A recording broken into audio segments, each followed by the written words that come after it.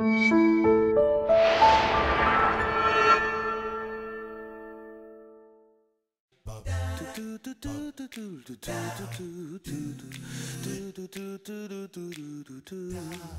everyone, I'm Captain Logan. And I'm Eric. And today Eric and I are gonna tell you how we felt about Transformers The Last Night. Tonight I played third wheel on a date with Eric and his abusive girlfriend, the Transformers franchise. Alright, so I'm gonna set the stage for this movie. And unfortunately, I had to sit through and watch every uncomfortable and vulgar and obscene moment of that relationship. Alright, so I'm gonna set the stage for how I felt going into this movie. Okay. So, Transformers 3 is a massive step up from Transformers 2. I don't think anybody would watch that show. How we felt before we saw the film. I just want to let everyone know where I was going into this movie. Transformers 3 I thought was better than Transformers 2. It's not the worst movie. Transformers... No, it has some neat ideas. Yeah. It has some fun moments. And I don't know, compared to... It's got Leonard Nimoy. Some other stuff, I think in some ways it might be the best of them, honestly. I like Age of Extinction the best. Yeah, I think I like it the best. I just I feel like almost objectively maybe 3 is the best of the, maybe? Maybe? Or maybe it's 1 just because it's a little tighter. I still like Age of Extinction. It's hard to say, but yeah. I mean, Age of Extinction runs too long. And nobody agrees with us on that, I think. No. Or at least very few Matt came around when we did the commentaries. Oh, really? He was like, no, you're wrong. And then we got to 4, and he's like, oh yeah, this is a lot better. But so, I watched that one, and that one, I think, is either on par with 3 or a step up from 3, and I was like, okay, so since 2, we've been kind of on an upward trend. They set up some really interesting things in that movie. It was too long, but I liked that movie well enough for what it is. Yeah, sure.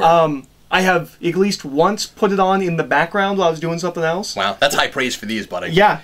I don't think I've ever done that with all the other Transformers things that you could put on and that you own and have access to. Yeah, I think it was on Netflix at some point. I was like, yeah, I'll watch it.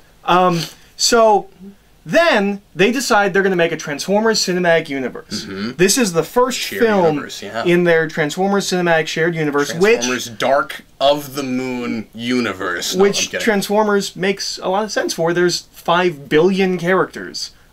Sure, I guess you could do that. There's like 2 or 3. But it's a shared universe in the sense that Star Wars is, where it's like they're not all going to be the same cast, but it's still Star Wars. You know what I mean? Yeah. So that was kind of interesting. They got a whole writer's room together with some real notable people. The 2 most notable people left within the first week. Robert Kirkman got sick and left. Robert Kirkman was in the writer's room for a week and then got sick and left. And somebody else was involved. I can't remember who, but they also left for undisclosed reasons. But Kiva Goldsman was heading up the whole project, and I was like, okay, we have a bunch of writers in the room, in the writer's room. They're going to be guiding this franchise moving forward. Maybe we'll get a little bit tighter script. Maybe we're gonna think about the mythology that we're setting up a little bit, because last movie was clearly setting up some mythology stuff. Absolutely, yeah. Cade Yeager's coming back. I like Cade Yeager. I will not stop calling Matt's son Cade Yeager because his name's Cade. And I keep telling Matt he named his kid Cade Yeager. Wow, I didn't know there were people named that. I didn't know that was a real person's name. Yeah, he named him after a character from Destiny. Oh, okay, all right. And so I wasn't. And then the first trailer came out, and I thought it looked really good. Yeah. Especially for these things. No, we did a video on it. How good it looked. We were both like, "Wow, this looks like a really interesting take and a fun movie." And the second trailer came out, and it looked like it was the most micromanaged, like super PC kind of thing. Yeah. And the third trailer came out, and it was somewhere in between. And I was like, I have no idea what I'm going to feel about this movie. Maybe there's hope. But maybe it'll be all right. Maybe it'll at least be as good as Age of Extinction. Maybe it'll set up some cool stuff for future movies. Maybe there's going to be some cool things. So that's where I was going into this. I dragged Cap to go see this movie. And, I have many times described my relationship with these films as an abusive relationship. I keep saying no more. And then I keep coming back to the one thing I appreciate Transformers about this experience is that I got lucky, and we ended up watching and reviewing Gotham last week instead of seeing The Mummy. That's really the best thing. Which I still want to see at some point. Is that maybe I can get somebody else to take me to The Mummy. I don't want to go, especially after having to sit through this. But there was a point in this movie, not to give too much away, where I was like, well, The Mummy can't be worse than this. Yeah, it's possible that just now, with perspective, we've now seen what should be the worst movie of the year. So if we at least the worst geeky nerd movie of the year, because to be fair, we don't see everything, and we basically on the channel review the big geeky, nerdy, and sci-fi stuff and comic book related stuff. So I don't have everything to compare it to, but anyway, obviously we front loaded our feeling it signs because there's no way to do this with a straight face. No. We were giggling like schoolgirls through the movie. Wow. Just anyway. So never before have I felt a movie would be improved had the script been written by Orsi and Kurtzman. That's amazing. Yeah. It might have been somewhat more intelligible, or at least paced better. I wouldn't have understood the details, and I would probably think it doesn't make sense if I think about it for 6 seconds, but I would have had the 6 seconds before that where it seemed like a coherent piece. Mm-hmm. I didn't have that with this. No. I didn't even get those 6 seconds of thinking it was a coherent piece. Yeah. So as... Do I go to signs? Well, we should do a real quick plot synopsis. Oh. Just to set up, because here's the thing, okay? The setup is really super simple. It's all of the trappings that are all over the place and real difficult to follow, right? It is your really typical artifact-finding film. There's a small artifact realize that until about 40 minutes into the movie when the movie starts? It's like 20 or 25. I'm wondering why we're taking so long to finally get everybody up to speed with what we already know. That's a thing. Yeah, I guess we know the artifact finding mission doesn't start till like 40 minutes. No, it doesn't, and it's preposterous because very early on we're already told what the artifacts are. Mm-hmm. You have a talisman. Bless you. Yeah, you have a talisman and you have a sword. Bless you again. And one leads to the other. No, you have a talisman and a staff. And a staff. That's what I meant to say. Excuse me. And a staff. And yeah, what was that whole line about? Like it's a weapon, or as you call it, a staff. But anyway, we could ask a lot of questions about a lot of lines in this movie. Yeah. Most exchanges, I'm like, that doesn't follow that, and we'll talk about it anyway. But I would like to issue an apology to BVS. It's for thinking that that dialogue was stilted and unnatural. It is and how does this script have the audacity to have a character say, I have to organically? It has to happen organically to responding to something. Oh my goodness. Anyway, but so. The basic like Transformers villain plot thing is Earth is going to collide with Cybertron. That's pretty much the thing to know about this movie. Is that's the stakes. We're in kind of a post-apocalyptic.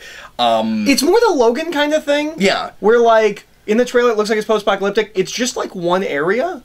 And then the rest of the world looks completely normal. That's true. It was really weird when people are talking about like sending their kids to college and stuff, and I'm like, oh, the world is kind of still moving on. It's just this weird area that looks like rundown Mad Maxy. Well, and there's like a no man's land where nobody's supposed to go, where a lot of the Transformers are. That's the area I'm talking about. And basically, yeah, but I mean, like the world is still in much worse shape than it is right now overall, I would say. Oh, I have no idea what's going on in the world. Because we get a setup, and then we never really folloll through on it. No, you're absolutely right. I'm just saying that's supposed to be the premise. I'm just trying to set the premise up. Okay. It doesn't matter if they're effective at executing the premise. The premise is it's kind of post-apocalyptic. And Transformers are illegal at the beginning of this film. Yeah, which is hilarious. Transformers are illegal. I don't know, just the way that's worded seems kind of off to me. But anyway, so It's not okay for Transformers to be around. We lump them all in the not good for us, just helped us destroy the world category,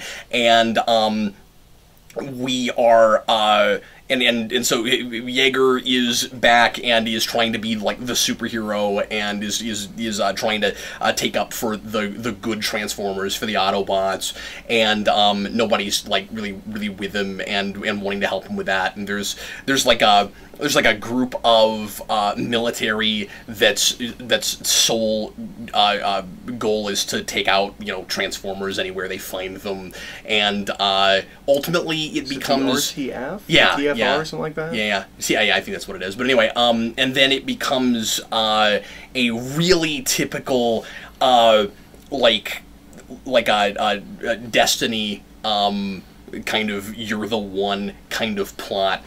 Which breaks down real fast. But anyway. Yeah, we go on our fetch quest, and then I want to say the fetch quest is immediately resolved, but it takes like 30 more minutes. It's just like 2 more scenes, but they're all action scenes. Yeah. So Eric, how'd you feel about this one? So, what I wrote on my board is the thought that I had most while watching this movie, which is, what is happening? Okay, so a year ago, I rewatched all the Transformers movies. Yeah. There's commentaries on the channel. So, without even getting into the fact that this movie doesn't make any sense on its own, it doesn't make any sense with the last movie or the previous movies. Like, it is nonsense as far as, like, the mythology that the movies have built. Mm-hmm. It doesn't even begin to make sense. I don't understand the world that we live in. This is a world... I don't understand Cybertron either. I don't understand Cybertron. But, like, this is a world where King Arthur is a historical figure, and not in the... Oh, those legends you heard were true? He is an accepted part of history. Discussed in history classes. I don't know what world might be a fake person. I don't know what world this movie takes place. The first 4 movies took place in something resembling... It's the world through Michael Bay's weird lens, but it's something resembling the world. Yeah, at this point, if we found out Sherlock Holmes existed in this world, I would not be surprised. I wouldn't be surprised if anybody existed. Batman could exist in this universe. Yeah. I don't know. Yeah. It's incoherent. Here's the thing is, I think this is like a 15-minute movie. Yeah. This is like I have to say, and because the entire... And it's trying to juggle like 3 subplots and we don't... Anytime we cut back to the military guys, I have no idea what's happening. Yeah. And there's a point where Bumblebee's with the military guys, and I was like... When did he get over there? When did he get over there? Are they good now? What's going on? There's the obligatory angsty teenager girl who the movie loses for a good hour and 15 minutes. And then she comes back at the end for no reason and helps out, but not actually at all. Yeah. I really thought she was going to be like the... Well, no, she sort of was. I was going to say, I thought she was going to be kind of like the female Wesley Crusher of the piece. Actually, I think she kind of was. Because she's got that one... We won't give away too much in case you want to see this movie. But there's... And we should say...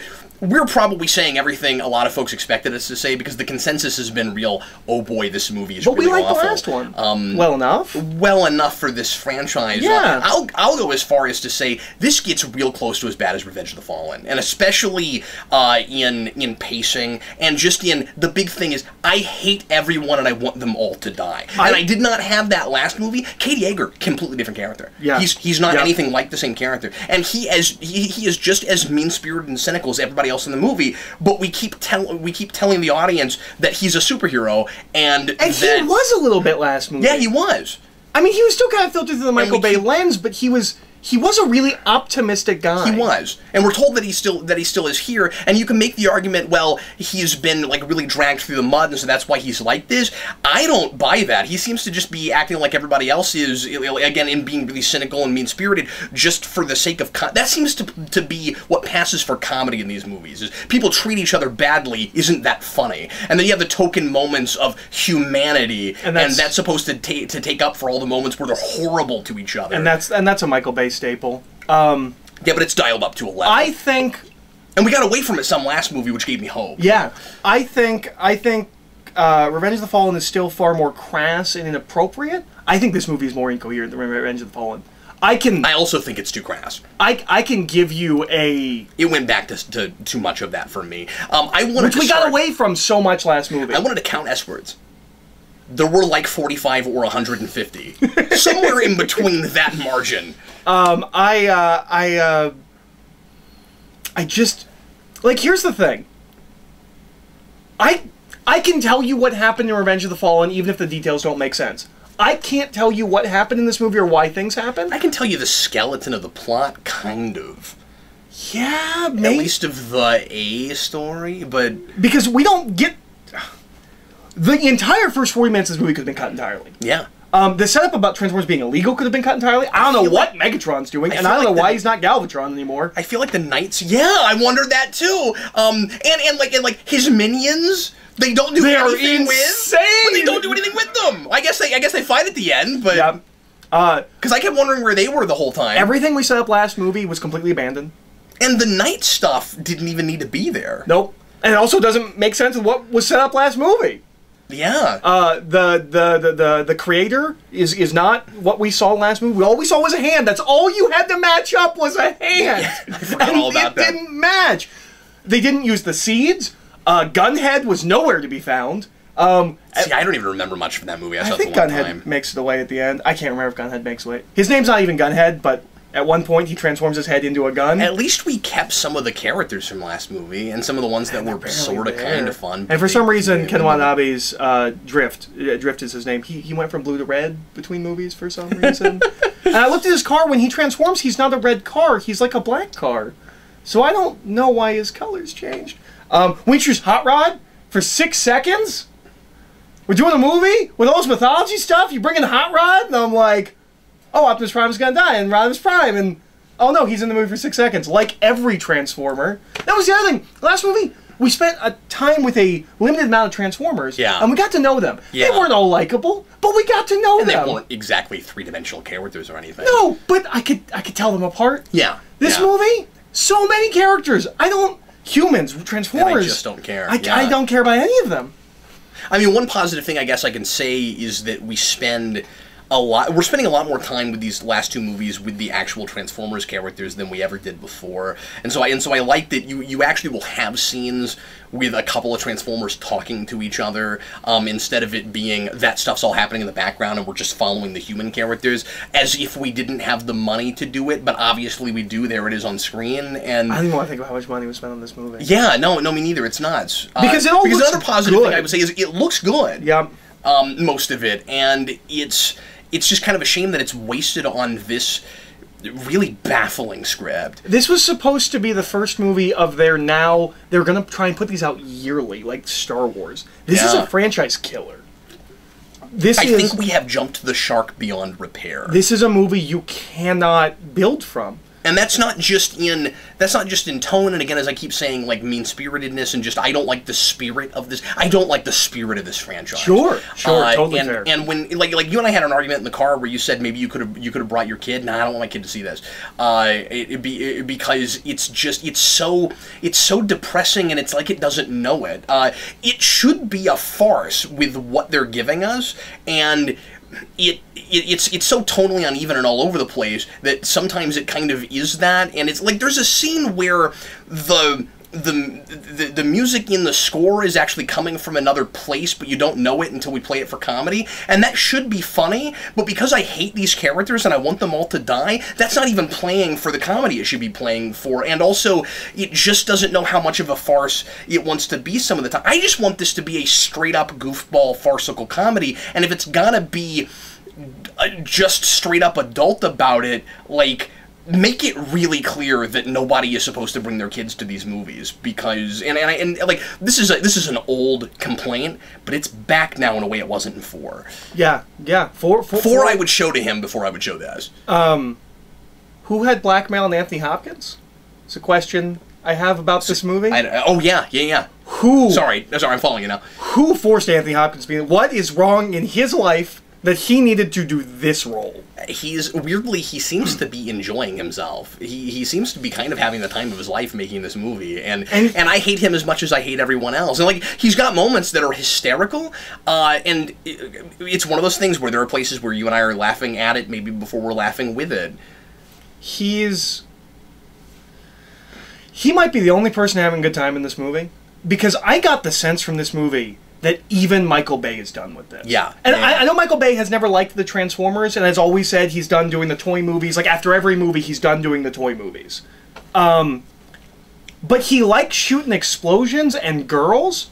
He felt bored shooting explosions and girls in this movie. Like, I felt like he really could not care less making this movie, and I've never felt that from the previous movies. I didn't like what he was doing, but I felt like he did. Then make something short and simple and to the point, and not so, like, overly convoluted and, you know, overstuffed. And that's what all the reviews I've seen this week have called is overstuffed. I completely agree with that. Well, and it's weird because this should be a simple story. Yeah. It's an artifact plot. You know what I don't know? What the artifact does. It's cookie cutter, yeah. I have no idea the point of the artifact, why it's important. Yeah. And again, it makes the night stuff kind of feel really, really pointless and shoehorned in and unnecessary, and that's the title of the film. And then when we get the title The Last Night, and it has nothing to do with what we set up last movie, which was, I thought it was going to be about Optimus and the Knights of Cybertron, it's not? Yeah. What? No, it's about the Knights of the Round Table, and it's a I mean I don't, if you care, I don't want to give away. When they reveal what the title means, we could not stop laughing. We were squealing. Yeah, I was. Here's the thing. I was really afraid a few times that we might accidentally irritate the person sitting next to me. Except he spent 80% of the film asleep. The guy right next, he started snoring, and I wasn't irritated because. Fair enough, and good on him, because I he lost $6.30. Well, but you know, maybe he just needed a nice place to take a nap. It would have almost been worth it than to have to sit through this. I've seen most of these in theaters, and I'm not being hyperbolic when I say this. This was painful. No, this was painful. It was really painful. Can you? And you haven't seen it. I'll look it up if you can't remember. Do you remember the name of the really overblown? And it made no money. Wachowski sci-fi movie that came out a few years ago. Jupiter Ascending. Thank you, Jupiter Ascending. This was like that for me. I didn't see it. And it's, I mean, that thing, it was just action scene upon action scene with me trying to figure out why I'm supposed to care and just layering more stuff on and really overly elaborate and again, another movie that looked pretty cool. But I just couldn't make heads or tails of what was going on and why I was supposed to care, and it had that kind of pacing problem. It's Jupiter Ascending and the Da Vinci Code. Well, Kiva Goldsman wrote Da Vinci Code. Yeah, that's why when you said that earlier, well, that really cracked me up. Here's the thing. No, it totally is that though, right? Because it goes back to a really hilarious, absurd place, and again, I can't decide how absurd it's supposed to be. Everything that has ever happened that's important in the history of mankind about the history of the Transformers, all important. Yeah, I'm just gonna say this. We watched Bumblebee get to Earth in the first movie. Boy, is that a good point you're making. We watch most of the Transformers get to Earth in the first movie. How about Optimus Prime's arc? Wow. I don't know how that happened. 30 seconds? I don't know. Like 30 seconds? And what I hated was... Because one of the things that got me excited was there are two Deus Ex Machinas in this movie, and that's the crazy one. And the other one should be crazy, but not compared to that. And that one also... Well, not crazy. The other one's predictable, and kind of the obvious way to go. But then it's not even played with any kind of like grandeur or anything. And that one also isn't true because it happened at the end of the first movie. And then we just ignored it moving forward. We're speaking cryptically right now. Yeah. But, so I was excited about Evil Optimus Prime because one of the things me and a lot of other people have said about this franchise is that Optimus Prime, he's not a good person. He's a crazy person. It's very much the Man of Steel, like he shares our value situation where like the movie keeps telling us that Optimus Prime's a great guy, but he's a monster. It's like Barbara in Gotham. You just steer into that state. She's a terrible person. And it looked like they were going that way. They were going to do that. And it's not that. It's not that at all. It's really bad. No, and we're supposed to ignore all the horrible things he did in the previous films. Yeah, because he's a great guy. What is your board? Well, I'll go ahead and flip my board. I don't know how much more we have to say about this movie. Eric, this movie made me feel like I wished the world had ended in 2012 when it was supposed to. Wow! Wow! We're gonna have to go rewatch the pilot for Lethal Weapon again, so you can be excited to be alive again. It was, yeah. I just there are a number of things I want to go watch so that I can be excited to be alive again. I don't know if you saw the look on my face about halfway through. It was just heat beams coming out of my eyes, man. Like, and again, my standards were, or my expectations were in the floor, and I was expecting to not like this. But it's another one of those things that just kind of sucked away as I was watching it my hope for humanity and for the future. Like, if this is what passes for entertainment now, and especially for like a movie about heroes, oh my God, we're doomed. Oh man, it's just how I felt about it as I was. Yeah. Now, I will say I've seen most of these in theaters with lots of people. This is the least I've ever seen a crowd react to these movies. Yeah, no, no one was excited. There were some laughs, but no, but not like there usually is in the Transformers movies. This wasn't working for this crowd, and it was a young crowd for the most part. These are the people that see these movies, and it wasn't working for them.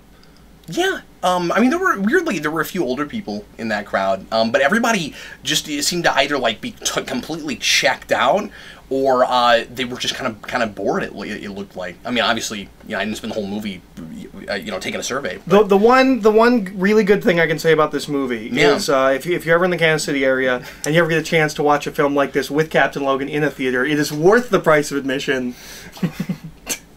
Well, I'm glad I could provide you some entertainment with it. Although I was also reacting too. Like there were so many times where we were just like, what? Yeah. It's just, and that's the thing is it a B movie with $1 billion budget? Like more than any of these have ever felt before. Yeah. Like the other ones felt like bad Hollywood. This feels like a sci-fi original movie. Yeah. With $1 billion budget, which is insane. And yet, even still, this somehow feels, or rather, the Asylum can't spoof this. Yeah, no, it can't. And when you, I mean, it's tried, and we've watched one. Yeah. But when you look at something like Sharknado, even that, it feels like the people involved are having fun, and like when people aren't good people, it doesn't feel like relentless and mean-spirited. Like the world is like the real world we live in is a terrible place, so this is what passes for fun now. I can't exactly articulate what the difference is, but this movie feels like the people making it think the world is no fun anymore and on fire, and there's a morality to at least Michael Bay's Transformers films. I think most of his films, he has a very distinct view of the world, which is the only people worth anything in the world are middle-class people. If you're low class, you're gonna get made fun of. If you're high class, you're gonna get made fun of. If you're an authority, God help you. If you have any kind of authority. This movie doesn't even have that. It doesn't even have this weird, twisted view of morality in this world.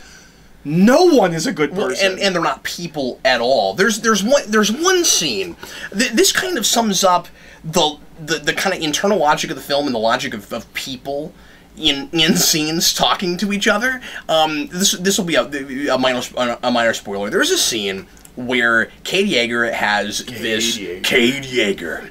He should be a Tekken character, right? Yeah. Cade Yeager, or like Killer Instinct. He should be a Yeager wins. Yeah, he should be a Killer Instinct character. But anyway, he's got this, and they don't do anything with it, well, except for one really goofy thing at the very end that I guess is supposed to be kind of a money moment. But he's got this Transformer robot arm thing that sometimes is a coin and sometimes is all over his body. Yeah, and it mostly is hanging out on his shoulder, but there's a scene where he's talking to the love interest, and it starts jumping around all over his chest, and at one point it goes down into his pants, because of course we have to do that kind of, potty humor stuff in these movies, and he's standing there talking to her, and and this is supposed to be the obligatory, because they hate each other for no reason, because you have to do that. But then there's supposed to be sexual tension, even though they don't have any chemistry, and I don't like them together. And she's not a character any more than anybody else is. Nope. You explained to me why we needed her introduction scene. We didn't. And there were a bunch of scenes that were just completely unnecessary. How about the scene where Anthony Hopkins tries to get into Parliament? How about that scene? What was the point? Why do we need that scene? But anyway. I love her introduction scene where somebody just goes, "Yeah, that's why you're always single," and I was like, "What?" Anyway. So, but this is important. So the thing goes down into his pants, and he is just standing there, kind of comfortable with it. Not reacting at all. Not reacting at all, and it never comes up again. Well, she says something about, like, well, we could see if it does something if you want. Yeah, and I'm like, because it's supposed to be like she thinks he's hot now, and she doesn't mind if he gets naked. That's what that whole thing is. Yeah. But like, then the scene just keeps progressing, and we forget all about the fact that there's this unknown metallic alien artifact in his pants rooting around. That's this whole movie. There's a scene, we keep accidentally reflecting within dialogue in this movie the experience I'm having with it. Yeah. There's a scene where Megatron or someone says that that Earth is hell, and I'm like, yeah, this Earth is, and that's how I'm feeling about it right now. And that guy who I know from Arrested Development, the guy who keeps yelling about physics and science and things, who seems like the obligatory, like Michael Bay, like, here's the stand-in for all the people who aren't going to like my movie. his face at the end of this movie is where both of us were. He was just like, that's where he is at the end of the movie. And I don't know why. I'm not sure why he was so frustrated that we won. Spoilers, we won. I guess it was just because it wasn't his plan that got us there. Yeah. I also didn't. Well, I think it was supposed to be that for a minute he didn't think it was going to work, and it like his plan wasn't working, and then they, you know. But everyone else is celebrating. He's just like, yeah. Anyway, but yeah, the big problem with a thing like this is the stakes are as high as they could possibly be, and I want everyone to die. And they're I also don't the stakes want of this Transformers Earth, 3. And I don't want this Earth to... Well, and there's one big reveal that kind of makes it bigger than that, I guess. But, like, I just don't care. And my problem is that was done in a prior, recent Transformers thing that was done by Ortsman and Kersey. Oh, interesting. Okay. Yeah. All right. Kurtzman Orsi. But I just feel like moving forward, like if we're gonna do a Transformers shared universe, we you can never pay that off. Right before we, well, that's not what I was gonna say. Right before we did it, right before we get into let's spin off other movies and do this every year, you have jumped the shark farther than you've ever jumped it before. Like you are already in. You made an alternate history movie, and that's what I liked about 3. Was the moon stuff? Yeah. You know, there's kind of a fun like precedent of like the Transformers have sort of been here before, and here's what actually happened with the moon landing, and it was a lot subtler than that for this franchise. And what I loved right? is that the big epic climax of this is 3, but they have not forgotten that because we see the ship on the moon. They're like, hey, you remember in 3 when there was the ship on the moon? Yeah. I'm like, yeah, I remember that. I remember other things happened in that movie too. Yeah, but the point I'm making is after this, it's way time to reboot. Like, way more time than it was before. This is a franchise killer. It's a franchise killer. I completely agree with that. Yeah. This movie operates... I don't know. This is going to be the last thing I'll say about... That is 2.5 hours I'll never get back. About the continuity, and it felt like way longer. It felt like 3 times the length. Yeah. There was a point where I thought the movie was done because I felt like I'd been there for an appropriate amount of time. Yeah, I said this earlier to you, but it makes motion picture feel like First Contact. Like... But this movie feels like it was made in like 1940, where no one has VHS and access to previous films. We know that you won't really remember what happened in them. Yeah, that's absolutely right. Oh man, this was horrendous. This is, I think, without question, the worst of them. I think I wasn't sure if I could put it over Revenge of the Fallen just because that movie angered me so much. But I haven't seen it in a very long time. Me. Yeah. But I found things offensive in this too, certainly. Revenge of the Fallen is still further for me. Like this movie doesn't go to some. You mean stuff, as far as like vulgarity? And a movie that was. I mean, the first movie offended me too when it was sold to children. I mean, 5 in like, I guess we should just know, but yeah.